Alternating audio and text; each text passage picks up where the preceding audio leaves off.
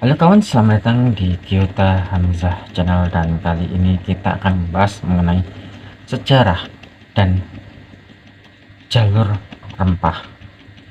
Jadi, jika sebelumnya kita pernah membahas tentang jalur sutra, kini kita mencoba ke rute lain, yakni jalur rempah-rempah. Jika jalur sutra terkenal karena perjalanannya di daerah daratan, mulai dari melewati gurun pasir, lembah, dan juga lautan. Kini kita fokus ke jalur rempah-rempah yang melewati Selat Malaka, Laut Laut Arab hingga Laut Merah. Apa sih bedanya antara jalur sutra dengan jalur rempah? Jika jalur sutra terkenal dengan perjalanan via darat, maka jalur rempah terkenal dengan perjalanan via laut. Dan kalau laut, mereka menunggu musim angin timur ataupun angin barat, atau lebih tepatnya angin muson timur atau muson barat.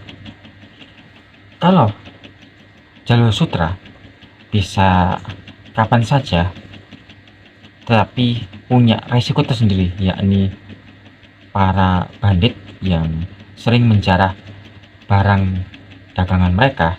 Di jalur rempah-rempah, tantangannya adalah badai dan juga para bajak laut. Nah, terlepas dari tantangannya, ada satu hal yang menarik, bahwasanya setiap ada titik pertemuan antara pedagang satu dengan pedagang lain, pasti mereka akan berkomunikasi dengan bahasa yang setidaknya mereka gatuk lah. Gatuk itu artinya nyambung, dan itu yang disebut dengan lingua franca, bahasa keseharian. Di kawasan Selat Malaka, bahasa Melayu menjadi bahasa pemersatu. Ketika bergeser ke barat sedikit, bahasa Arab menjadi bahasa pemersatu karena kebanyakan yang menjadi penghubung adalah para pedagang Arab. Mereka ada yang singgah di kawasan Laut Arab ataupun di daerah Laut Merah. Tidak hanya bahasa Arab, ada lagi bahasa lain seperti bahasa Persia, bahasa India yang memengaruhi kosakata beberapa para pedagang. Contohnya saja,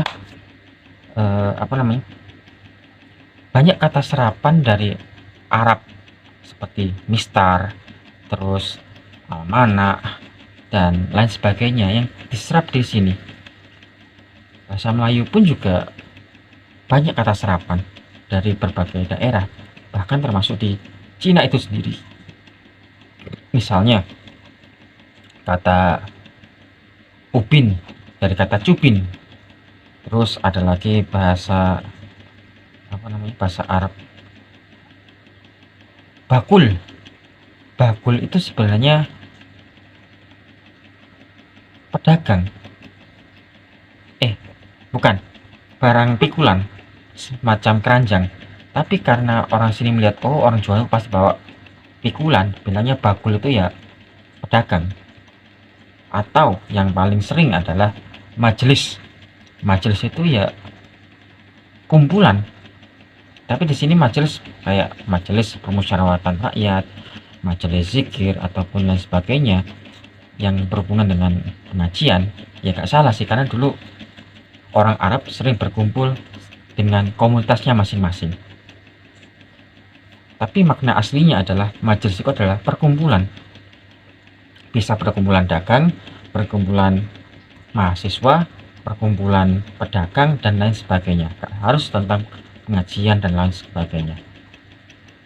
Bahasa adalah alat untuk komunikasi antara personal satu dengan personal lain untuk mempermudah perdagangan.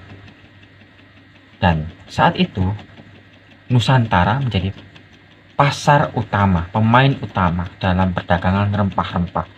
namanya saja jalur rempah, berasal dari rempah-rempah, mulai dari Maluku, mulai dari apa namanya yang Timur Leste sekarang itu Pulau Timur, dan juga Banten, Sumatera, Kalimantan, itu semua penghasil rempah-rempah dengan komunitasnya masing-masing. Ada cengkeh, ada kayu apa namanya cendana, kayu gaharu, dan lain sebagainya, termasuk kemenyan. Ini yang menjadi menarik, bahwasanya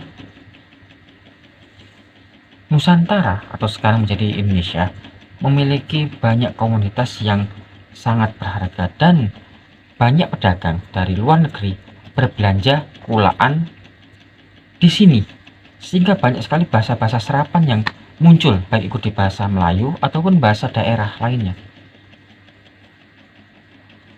Dan perputaran ekonomi juga mempengaruhi perputaran tradisi dan kebiasaan orang Arab bercampur dengan orang-orang sini, kebiasaan orang-orang Tionghoa juga bercampur, dan menimbulkan yang namanya akulturasi.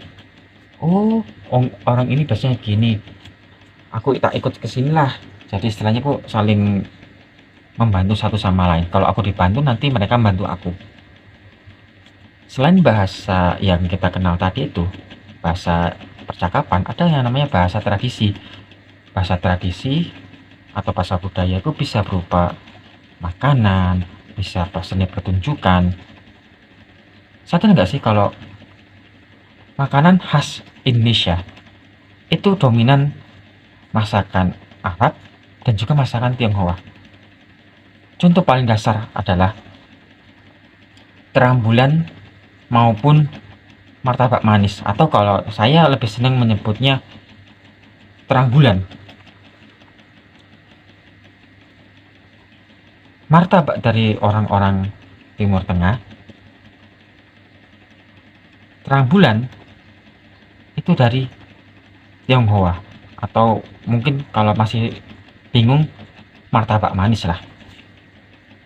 Jadi dua makanan yang berbeda etnis ini bisa bersatu dalam satu gerobak pedagang yang biasanya kalau malam ada martabak manis dan martabak asin, martabak dan terang bulan. Dan itu salah satu bentuk bahasa universal. Makanan, tradisi, budaya adalah bahasa yang mungkin tidak diucapkan tetapi bisa kita nikmati. Dan itu salah satu bentuk akulturasi dari pertukaran bahasa antara orang-orang pendatang dengan orang sini.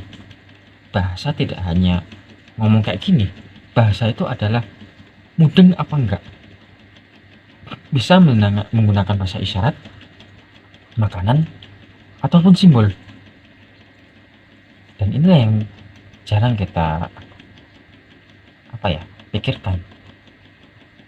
Orang kalau ngomong nggak ngerti, tapi dikasih isyarat ataupun dikasih, nih tak kasih makan, udah pasti menyuguhkan makanan. Nih tak kasih minum, oh berarti mau dikasih minum.